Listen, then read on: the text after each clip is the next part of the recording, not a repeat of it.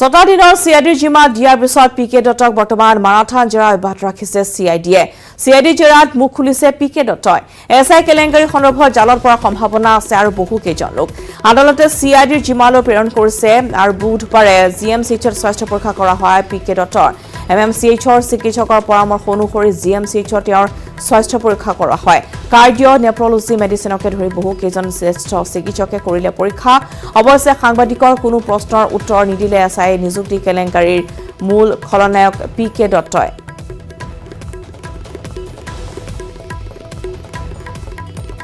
আৰু আদালতত হাজিৰ কৰাৰ পিছতে পুনৰ জিএমচিএইচলৈ তেওঁক লৈ যোৱা হৈছে স্বাস্থ্য পৰীক্ষাৰ বাবে। 6টা দিনৰ চিআইডিৰ জিম্মাত বৰ্তমান পিকে দত্ত আৰু বৰ্তমান 6টা দিনৰ চিআইডিৰ জিম্মাত আশা কৰা হৈছে যে এই কেলেংকাৰীৰ আৰু কোন কোন লোক জড়িত হৈ আছিলে সেয়া পোহৰলৈ আহিব। ভাস্কৰে আৰু অধিক তথ্য জনাব। ভাস্কৰ, পুনৰ আপোনাৰ কাষলৈ আহিছোঁ আৰু ইতিমধ্যে জেৰা অব্যাহত ৰখা হৈছে পিকে দত্তৰ। আৰু ইতিমধ্যে আপুনি জনাইছিল যে বহু কেইজন লোক ইতিমধ্যে 10ম আৰক্ষী বেটেলিয়নৰ এজন জোৱানো আৰু জালত পৰিছে। বৰ্তমান আৰু বহু কেইজনৰ অনুসন্ধানত আৰক্ষীয়ে অভিযান আৰম্ভ কৰিছে। আৰু কি কি আপডেট আপুনি লাভ কৰিছে এই সন্দৰ্ভত?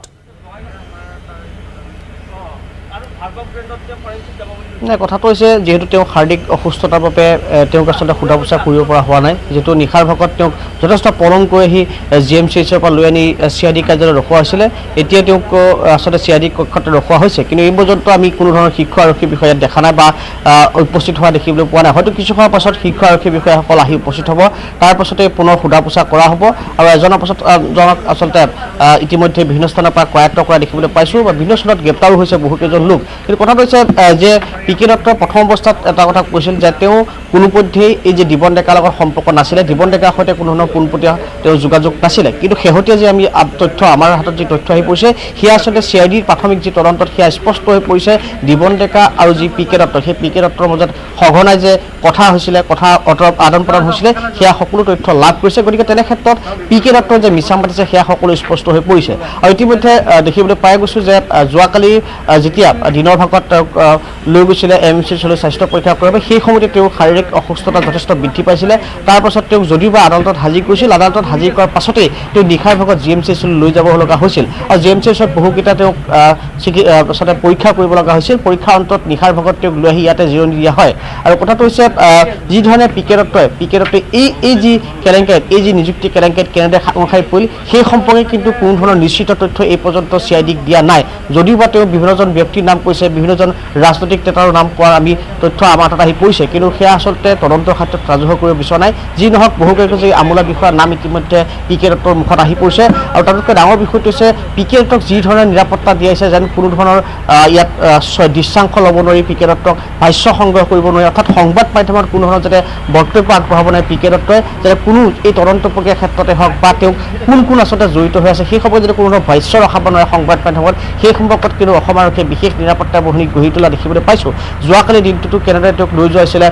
নিৰাপত্তাৰ বেষ্টনীৰ মাজত তেওঁক আচলতে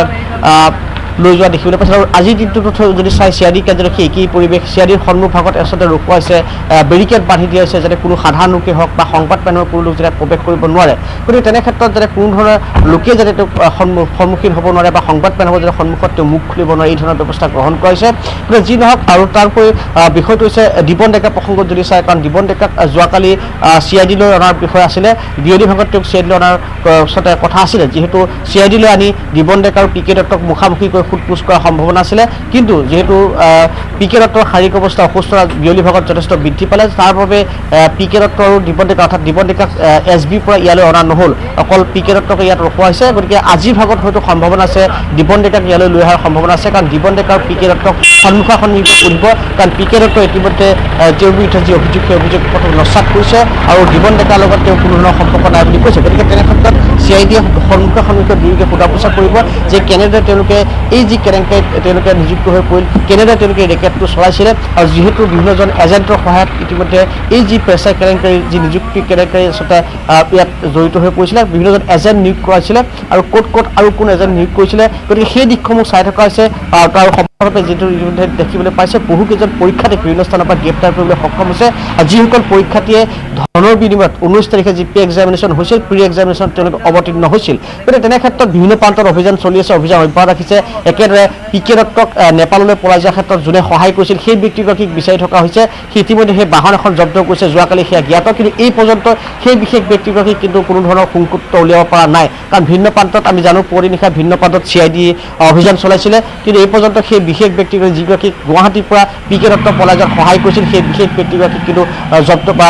আটক কৰিবলৈ সক্ষম হোৱা নাই আৰু এইখিনি এটা কথা কৈ থওঁ যে যোৱা কেইটা দিনত যেতিয়া ক্ৰাইম ব্ৰাঞ্চে প্ৰথম অৱস্থাত যেতিয়া পিকে দত্তক নিজৰ জিম্মাত ৰাখিছিলে তাৰ পাছত ক্ষমা কৰিব যি দিবন ডেকাক যেতিয়া নিজৰ জিম্মাত ৰাখিছিলে সেই 5টা দিনৰ পাছত কিন্তু তদন্ত প্ৰক্ৰিয়া সম্পৰ্কত কি অগ্ৰগতি লাভ কৰিছিলে সেয়া কিন্তু আজি পৰ্যন্ত ৰাজহুৱা নহ'ল গতিকে আশা কৰিছে পিকে দত্তক যিহেতু 6 দিনৰ জিম্মাত লৈছে পিকে দত্তক জেৰাৰ সময়ত কি ধৰণৰ আপডেট পোৱা যায় বা এই যি কেলেংকাৰীৰ ক্ষেত্ৰত কি তথ্য লাভ কৰে সেয়া আচলতে সকলোৱে বিচাৰিছে যে ৰাজহুৱা হওক কাৰণ সকলোৱে গম পাওক প্ৰকৃতাৰ্থত যেন এনেদৰে কি ধৰণে এই নিযুক্তি প্ৰক্ৰিয়া চলি আহিছে এই নিযুক্তি প্ৰক্ৰিয়াত যেন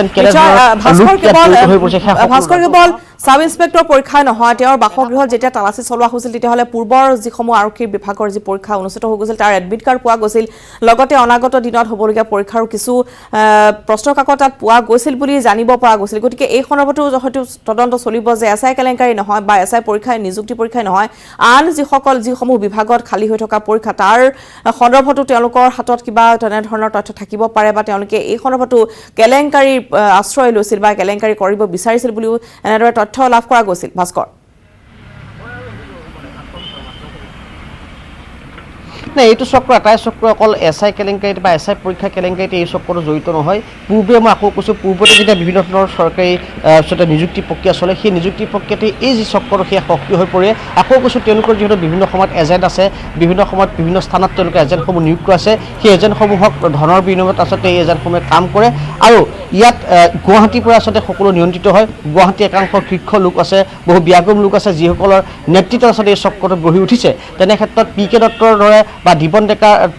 দৰে লোকেই নহয় ইয়াত তেওঁলোকৰ ওপৰত যথেষ্ট ব্যাগুম প্ৰভাৱশালী ব্যক্তি আছে যিসকল প্ৰভাৱশালী নেতৃত্বত আচলতে এই যি চক্ৰটো চলি আছে গতিকে তেনে ক্ষেত্ৰত যিহেতু পিকে দত্তৰ বাসগৃহত পূৰ্বৰ যি প্ৰশ্নকাকতৰ উদ্ধাৰ কৰা বুলি আমি ইতিমধ্যে জানিবলৈ পাইছিলোঁ গতিকে তেনে ক্ষেত্ৰত এটা কথা নিশ্চিত যে এই পিকে দত্তহঁতৰ এই পিকে দত্ত বাহিনীয়ে যেন পূৰ্বেও আচলতে যি এনেধৰণৰ নিযুক্তি কেলেংকাৰী সংগঠিত কৰিছিল সেয়া নিশ্চিত সেয়া সকলো তথ্য যদিহে আচলতে সেয়া সম্ভৱ হয় কাৰণ এটা কথা নিশ্চিত কাৰণ যদিহে এনেধৰণৰ নিযুক্তি প্ৰক্ৰিয়াৰ অবৈধ ধন সংগ্ৰহ নকৰিলে হয় বা অবৈধ ধন নঘটিলে হয় তেন্তে পিকে দত্ত এনেকুৱা অবাধ সম্পত্তি এগৰাকী গঢ়িব নোৱাৰিলে হয় য'ত অকল অসমতে নহয় মুম্বাইতো তেওঁ বিশাল অট্টালিকা গঢ়িবলৈ সক্ষম হৈছিল দেখিবলৈ পোৱা গৈছে গতিকে তেনে ক্ষেত্ৰত গতিকে এই যি কেলেংকাৰীত আৰু যেন ব্যাপক লোক জড়িত হৈ পৰিছে আৰু সেই সম্পৰ্কত যে পিকে দত্তই মুখ খুলিব সেয়া নিশ্চিত কাৰণ পিকে দত্তই জানে কাৰণ পিকে দত্তই এই মুহূৰ্তত এনেকুৱা ধৰণৰ এটা পৰিস্থিতিৰ সন্মুখীন হৈছে কাৰণ ৰাজ্য চৰকাৰে যিহেতু জীৱন ডেকাক আচলতে ৰাজসাক্ষী কৰাৰ এক সম্ভাৱনা অধিক প্ৰকট হৈ পৰিছে তেনে ক্ষেত্ৰত কিন্তু পিকে দত্তক মূল আচলতে অভিযুক্ত হিচাপে চিহ্নিত কৰিব কিন্তু পিকে দত্তই নিজক বচাবলৈ হয়তো তেওঁ নাম ক'ব কাৰণ তেওঁ জানে কাৰণ তেওঁ এতিয়া মহাসংকটত ভাগিব গৈছে গতিকে এই ক্ষেত্ৰত তেওঁক একমাত্ৰ আৰক্ষীক সহায় কৰাৰ অভিযান সহযোগিতা অভিযানে তেওঁ কোনো উপায় নাই কাৰণ যদিহে তেওঁক এই মুহূৰ্তত আৰক্ষীক সহায় সহযোগিতা নকৰে তেন্তে তেওঁ অনাগত দিনত কিন্তু আৰু বিপদত পৰিব সেয়া নিশ্চিত কাৰণ এতিয়া তেওঁৰ বিৰুদ্ধে বহু বিস্ফোৰক তথ্য ইতিমধ্যে লাভ কৰিছে তেনে ক্ষেত্ৰত তেওঁ এই মুহূৰ্তত এটা কথা তেওঁ সহযোগিতাৰ সময় পোহৰ আগবান কিন্তু এই পৰ্যন্ত যিহেতু তেওঁ শাৰীৰিক অসুস্থতাৰ বাবে কিছু অসুবিধাৰ সন্মুখীন হৈছে আৰু একাংশ ক'ব বিচাৰিছে যে তেওঁ অজুহাত দেখুৱাইছে তেওঁ শাৰীৰিক অসুস্থতাৰ অজুহাত দেখাইছে যাতে তেওঁ ৰাজসাহায্য পায় বা চিকিৎসালয়ত তেওঁ যাতে চিকিৎসা প্ৰদান কৰিব বা লাভ কৰিবলৈ সক্ষম হয় গতিকে এনেকুৱা ধৰণৰ এটা কথা ওলাই আছে কিন্তু যি নহওক যে ইতিমধ্যে কৈছোঁ আজি কিছু সময়ৰ পাছত CIDৰ শীৰ্ষ বিষয়াসকল বা আৰক্ষীৰ যি উচ্চপদস্থ বিষয়াসকল আহি উপস্থিত হ'ব তাৰ পাছত পুনৰ তেওঁক সোধপোছ কৰা হ'ব আৰু আজিৰ দিনটোত শেহতীয়া আপডেট সেয়া কিছু সময়ৰ পাছত আমি জনাবলৈ সক্ষম হ'ম নিশ্চয়কৈ ভাস্কৰ আৰু লগতে কেৱল এছআই কেলেংকাৰী নহয় ভাস্কৰ আমি কথা পাতি গৈছোঁ যে বৰাকত যেতিয়া তেওঁ DIG হিচাপে কাৰ্যকাল কৰি আছিল তেতিয়াও বহু কেলেংকাৰী তেওঁ কৰিছিল কয়লা কেলেংকাৰীকে আদি কৰি পান চিণ্ডিকেট এনেধৰণৰ বহু কথা এতিয়া পোহৰলৈ আছে গতিকে সকলো তদন্তৰ আওতালৈ আহিব তেওঁ এই কাৰ্যকালত যিসমূহ অবাধ সম্পত্তিৰ গৰাকী হ'ল সেই সম্পত্তি কেনেদৰে তেওঁ আহৰণ কৰিলে সেই সন্দৰ্ভতো তদন্ত অব্যাহত ৰাখিব ভাস্কৰ আৰু ৰাজ্যৰ বিভিন্ন প্ৰান্তত বৰ্তমান অভিযান চলাই থকা হৈছে গতিকে অতি শীঘ্ৰে যদি এই তদন্ত প্ৰক্ৰিয়া স্বচ্ছ আৰু নিকা হয় তেনেহ'লে অতি শীঘ্ৰে সকলো জালত পৰাৰ সম্ভাৱনা আছে লগতে প্ৰভাৱশালী ব্যক্তিও জড়িত হৈ থাকিব পাৰে ভাস্কৰ গতিকে সেই সকলো লোকক কেতিয়া তদন্ত কৰা হ'ব বা তেওঁলোকক সোধপোছ কৰা হ'ব নে নহয় তাক লৈও কিন্তু বৰ্তমান প্ৰশ্ন উত্থাপন হৈছে দিবন ডেকাই সেই জেৰাকালত কি কৈছে সেয়া কিন্তু এতিয়ালৈকে আৰক্ষীয়ে সদৰি নকৰিলে যে কথাটো হৈছে বৰাকত যেতিয়া তেওঁ ডিআইজি হৈছিলে সেই সময়ত সুদীপ পট্টা নামজন আচলতে কয়লা চিণ্ডিকেটৰ যি দালাল বুলি কোৱা হয় বৰাকৰ সেই সুদীপ পট্টাৰ সহযোগত এই যি পিকে দত্তই তেওঁ বিভিন্ন সময়ত কয়লাৰ পৰা আৰম্ভ কৰি চুপাৰী চিণ্ডিকেট লগতে এই যি মাটি দালাল হিচাপে কাম কৰিছিল আৰু বিভিন্ন সময়ত দেখিবলৈ পোৱা গৈছিল তেওঁৰ বিৰুদ্ধে যিটো ইতিমধ্যে গোচৰো আহি পৰিছে পিকে দত্তৰ বিৰুদ্ধে আৰু সেই সময়তে পিকে দত্তই সেই সুদীপ পট্টাৰ সহযোগত বৰাকত এক অবৈধ সম্পত্তি উপহাৰ গঢ়িছিলে আৰু এই ক্ষেত্ৰত আমি যিমান দূৰ জানো হয়তো দুই এদিনতে আচলতে সুদীপ পট্টাকো তদন্তৰ হাতলৈ আনিব লাগে কাৰণ এইগৰাকী সুদীপ পট্টা যি সুদীপ পট্টই মধ্যস্থতাকাৰীত হোটেল ভাইগ্ৰভ কেন্দ্ৰত আচলতে চুপাৰী চিণ্ডিকেটৰ যি ধন সেই ধনৰ ভাগ সকলো আচলতে ভাগ হয় বা বিভিন্নজনক তেওঁ চুপাৰী ব্যৱসায়ীসমূহৰ পৰা ধন সংগ্ৰহ কৰি পিকে দত্তৰ এজেণ্ট হিচাপে কাম কৰিছিল আৰু সেই সময়ত নিউজ 18 হাতত এটা এক্সক্লুচিভ ভিজুৱেল আহি পৰিছিলে সেই ভিজুৱেল আমি তথ্য সহকাৰে স্বাধীন কৰিছিলোঁ তাৰ পাছতে শেহতীয়াকৈ আমি জানিবলৈ পাইছোঁ হয়তো দুই এদিনতে এই যি সুদীপ পট্টা সেই সুদীপ পট্টাকো আৰক্ষীৰ জেৰাৰ সন্মুখীন হ'ব পাৰে যিকোনো মুহূৰ্তত আৰু একেদৰে আপুনি যদি চাই কাৰণ যিধৰণে মুখ্যমন্ত্ৰীয়ে আশ্বাস দিছিল এই যি সমগ্ৰ কেলেংকাৰী তদন্ত প্ৰক্ৰিয়া স্বচ্ছ আৰু নিকাভাৱে আগবাঢ়িব আৰু যদিহে আচলতে স্বচ্ছতা বা নিকাভাৱে এই তদন্ত প্ৰক্ৰিয়া আগবাঢ়ে সঁচাকৈ কিন্তু বহু ব্যাপগুম বিষয়াৰ জালত পৰাৰ সম্ভাৱনা আহি পৰিছে কিন্তু কথাটো হৈছে কিমান দূৰলৈ আচলতে এই তদন্ত প্ৰক্ৰিয়া আগবাঢ়িব সেয়া আটাইতকৈ ডাঙৰ বিষয় হৈ পৰিছে যিহেতু তদন্ত প্ৰক্ৰিয়া যদি সঠিকভাৱে চলিছিলে তেন্তে নিশ্চয়কৈ এই যি 5 দিনত জীৱন ডেকাৰ পৰা যি ধৰণৰ আৰক্ষীয়ে তথ্য লাভ কৰিলে সেয়া ৰাজহুৱা হ'ল হয় কিন্তু ৰাজহুৱা নোহোৱাৰ ফলত এটা কথাই নিশ্চিত হৈ পৰিছে নিশ্চয়কৈ ক'ৰবাত যেন কুৰুঙা ৰৈ গৈছে যি নহওক আৰক্ষীয়ে তদন্তৰ ক্ষেত্ৰত মুখ নাই খোলা বুলি ক'ব খুজিলেও কিন্তু ক'ৰবাত যেন কুৰুঙা ৰৈ গৈছে সেয়া কিন্তু এতিয়া এই মুহূৰ্তত সৰ্বত্ৰ চৰ্চিত হৈছে তেনে ক্ষেত্ৰত পিকে দত্তৰ ক্ষেত্ৰত বা পিকে দত্তৰ জেৰাৰ ক্ষেত্ৰত পিকে দত্তৰ পৰা কি তথ্য লাভ কৰে সেয়া যদি আচলতে ৰাজহুৱা কৰা নহয় কিন্তু এই ক্ষেত্ৰত মানুহে আচলতে ভাবিব যে মুখ্যমন্ত্ৰী যি ধৰণে আশ্বাস দিছিলে যি ধৰণে স্বচ্ছ আৰু নিকাভাৱে এই তদন্ত প্ৰক্ৰিয়া চলিব সেয়া কিন্তু যেন ভুৱা সেয়া আচলতে প্ৰতিপন্ন হ'ব এই ক্ষেত্ৰত দেখা যাব প্ৰতিদিনে আচলতে শেহতীয়াকৈ আগন্তুক দিনত এই তদন্ত প্ৰক্ৰিয়া কেনেদৰে চলে সেয়া কিন্তু প্ৰতিজন ধন্যবাদ জনাইছোঁ আপোনালোক চিআইডি কাৰ্যালয়ৰ সন্মুখত এয়া ভাস্কৰে জনাই আছে শেহতীয়া খবৰ বৰ্তমান অসুস্থ বুলি জানিব পৰা গৈছে পিকে দত্ত কিন্তু একাংশই ক'ব খোজে যে ৰাজআতিথ্য পাবলৈ তেওঁ অসুস্থতাৰ যেন ভাও জুৰিছে যিহেতু নিশাৰ ভাগত GMCHলৈ তেওঁকো লৈ যোৱা হৈছিল আৰু তাত বহুকেইগৰাকী জ্যেষ্ঠ চিকিৎসকে তেওঁক চোৱা চিতা কৰিছে আৰু কিন্তু কোনো ধৰণৰ মন্তব্য তেওঁ সংবাদ মাধ্যমৰ প্ৰকাশ নকৰিলেও বৰ্তমান এজনকৈ এই কেলেংকাৰীত জড়িত ব্যক্তি বৰ্তমান আৰক্ষীৰ জালত পৰিছে আৰু আশা কৰা হৈছে যে অতি শীঘ্ৰেই এই যি কেলেংকাৰী সেই কেলেংকাৰী তদন্ত ক্ষীপ্ৰগতিত আগবাঢ়িব আৰু বৰ্তমান জীৱন ডেকা আৰু পিকে দত্ত তেওঁলোকে কাৰ পৰা ধন লৈছিল বা কোন এজেণ্টক নিয়োগ কৰিছিল সমগ্ৰ ৰাজ্যতে সেয়া তদন্তৰ অভিযান ইতিমধ্যে আৰক্ষী আৰম্ভ কৰিছে আৰু ইতিমধ্যে আমি জনাইছোঁ যে চিআইডি কাৰ্যালয়ত বৰ্তমান তেওঁক ৰখা হৈছে যদিও সোধপোছ এতিয়ালৈকে কৰা হোৱা নাই যিহেতু তেওঁ কিছু অসুস্থ বুলি ব্যক্ত কৰিছে আৰু খবৰ উদ্দেশ্য বাতৰি শেষ অংশলৈ মহানগৰী দিছপুৰ সমষ্টিৰ অন্তৰ্গত এটা বিশেষ অঞ্চলটোত এটুপি বিশুদ্ধ খোৱা পানীৰ বাবে হাহাকাৰ কৰিবলগীয়া হৈছে অঞ্চলবাসীয়ে প্ৰায় 7 বছৰ ধৰি বিকল হৈ আছে কেইবা লক্ষাধিক টকা ব্যয় সাপেক্ষে জনস্বাস্থ্য কাৰিকৰী বিভাগে নিৰ্মাণ কৰা পানী যোগান আঁচনি অঞ্চলটোৰ বাসিন্দাসকলে এতিয়া বিশুদ্ধ খোৱা পানীৰ নামত সেৱন কৰি আহিছে নৈ নিজৰা তথা পুখুৰীৰ অপৰিষ্কাৰ পানী ৰাইজৰ অভিযোগ স্থানীয় বিধায়ক অতুল বৰাৰ দায়িত্বহীন কৰ্মকাণ্ডৰ বাবে জিয়াটো ভুগিবলগীয়া হৈছে জনসাধাৰণে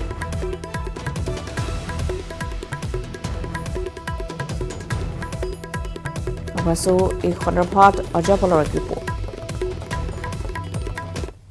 বাবে হাহাকাৰ কৰিবলগীয়া হৈছে মহানগৰী দিছপুৰ সমষ্টিৰ অন্তৰ্গত চপাইডাং অঞ্চলবাসীয়ে বিগত 2011 বৰ্ষত কেইবা লক্ষাধিক টকা ব্যয় কৰি এই অঞ্চলবাসীৰ অভাৱ পূৰণৰ বাবে এটা পানী যোগান আঁচনি স্থাপন কৰা হৈছিল যদিও সেই আঁচনিটো প্ৰায় 6-7 মাহ পানী যোগান ধৰি বিকল হৈ পৰিল আৰু তাৰ পিছতে এই অঞ্চলবাসীয়ে নলা নৰ্দমা বা কুৱা অপৰিষ্কাৰ পানী খাই কিনে জীৱন কটাবলগীয়া হৈছে আৰু মই দৃশ্য দেখুৱাইছোঁ যে পানী যোগান আঁচনি 2011 বৰ্ষত এইটো সম্পূৰ্ণ হৈছিল আৰু তাৰপিছত ৰাইজৰ পানীৰ কাৰণে ইয়াতে তেওঁলোকক ৰাইজৰ উচৰ্গা কৰা হৈছিল কিন্তু তাৰে পিছতে 6-7 মাহ পানী যোগান ধৰাৰ পিছতে এই পানী যোগান আঁচনিটো সম্পূৰ্ণৰূপে বিকল হৈ পৰিছে আৰু এই দৃশ্য দেখুৱাইছোঁ যে পানী যোগান আঁচনিতে পানী যোগান আঁচনি হৈ থকা নাই এৰাবাৰীত পৰিণত হৈছে ভূত বাংলাত পৰিণত হৈছে আৰু যি ইয়াৰ অঞ্চলবাসী আছে অঞ্চলবাসীয়ে অপৰিষ্কাৰ পানী খাই দিন অতিবাহিত কৰিব লাগিছে প্ৰায় 10-15 হাজাৰ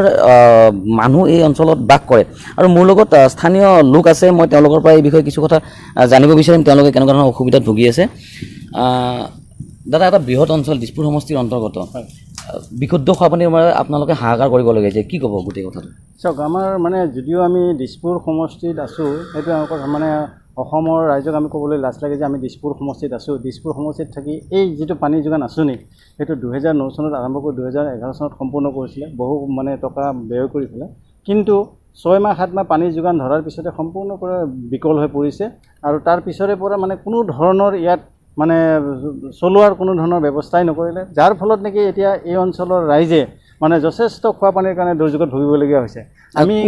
কিহৰ পানী খায় আপোনালোকে এতিয়া আমি ধৰক নলা নৰ্দমা কুঁৱা তেনেকুৱা ধৰণৰ পানী খাইছে, যিসকলৰ মানে কুঁৱা আছে তেওঁ কুঁৱাৰ পানী খায়, নহ'লে নলাৰ পানী খাবলগীয়া হৈছে। বাৰিষা বানপানী হোৱাৰ লগে লগে বানপানী খাবলগীয়া হয়। গতিকে খোৱা পানীৰ কাৰণে এই অঞ্চলৰ ৰাইজে স্থানীয় বিধায়ক আছে অতুল বৰা আপোনালোকে এইটো বিষয়ে অৱগত কৰাইছিল নাই? চাওক, স্থানীয় বিধায়কে নিশ্চয়কৈ এইটো চাইছে, চোৱাৰ পিছতো তেওঁৰ মানে কোনো গুৰুত্ব নাই। আৰু দিছপুৰ সমষ্টিৰ স্থানীয় বিধায়ককতো আমি মানে সম্পূৰ্ণ গৰিহণা দিব লাগিব। তেওঁ কোনো ধৰণৰ ৰাইজৰ কাম কৰা নাই। আপোনালোকে নিশ্চয় দেখিছে যে ৰাস্তাৰ পদূলিৰ কোনো কাম কৰা নাই। এনেকুৱা খোৱা পানীৰ কামবিলাক এইটোৱে নহয়, আমাৰ পানীখাইটি গাঁও পঞ্চায়ত অঞ্চলত বহুতো এনেকুৱা খোৱা পানীৰ প্ৰজেক্ট পৰি আছে, তেওঁ মানে কোনো গুৰুত্ব নিদিয়ে। মাত্ৰ তেখেতে নিজৰ স্বাৰ্থটো নিজৰ কামৰ কাৰণেহে মানে তেখেতে বিধায়ক হৈ বহি আছে, জনসাধাৰণৰ কাৰণে বিধায়ক হৈ থকা নাই। গতিকে আমি তেখেতক ধিক্কাৰ দিছোঁ, তেখেতক মানে আমি গৰিহণা দিছোঁ। তেখেতে ৰাইজৰ কাম যিটো কৰা নাই তাৰ কাৰণে আমি তেখেতক অত্যন্ত দুখ পাইছোঁ। হয়, নিশ্চয় এটা কথা উল্লেখ কৰিব লাগিব যে কেইবা লক্ষাধিক টকা ব্যয় কৰি এটা পানী যোগান আঁচনি ইয়াতে স্থাপন কৰা হৈছিল ৰাইজৰ সুবিধাৰ অৰ্থে, কিন্তু তাৰপিছতে এটা বৃহত্তৰ অঞ্চলবাসীয়ে দিছপুৰ সমষ্টিত বাস কৰা এটা বৃহত্তৰ অঞ্চলবাসীয়ে এতিয়াও এটুপি খোৱা পানীৰ বাবে হাহাকাৰ কৰিবলগীয়া হৈছে। শাৰদীয় দুৰ্গোৎসৱলৈ চুবলৈ মাজত মাথো কেইটামান দিন, কিন্তু পূজাক লৈ কোনো ব্যস্ততা নাই মৃৎশিল্পীসকলৰ। কাৰ্বি আংলং জিলাৰ বকলিয়াঘাটত শাৰী শাৰীকৈ সাজি থোৱা আছে অজস্ৰ দুৰ্গা প্ৰতিমা, কিন্তু চাহিদা নাই গ্ৰাহকৰ। অন্যান্য বছৰৰ 30ৰ পৰা 40টা দুৰ্গা মূৰ্তি বিক্ৰী কৰে মৃৎশিল্পী গগুল পালে, কিন্তু এইবাৰ তেনে কোনো পৰিৱেশেই নাই। এই পৰ্যন্ত মাথো 6খন পূজা সমিতিৰ সৈতেহে বন্দোবস্তি হৈছে দুৰ্গা মূৰ্তিৰ, যাৰ বাবে মূৰে কপালে হাত দিছে বকলিয়াঘাটৰ মৃৎশিল্পীসকলে। কৰোনাই থান-বান কৰিলে সকলো। উল্লেখ্য যে মৃৎশিল্পৰ ওপৰতেই নিৰ্ভৰ কৰি বছৰটো চলে এওঁলোকে, কিন্তু কৰোনা সৃষ্ট এই পৰিৱেশে মাধমাৰ ফুটাইছে বকলিয়াঘাটৰ এইসকল মৃৎশিল্পীক। চৰকাৰে এইসকল মৃৎশিল্পীৰ বাবে কোনো ৰাজসাহায্যৰ কথা বিবেচনা কৰিলে নিশ্চিতভাৱে এওঁলোক যথেষ্ট উপকৃত হ'ব।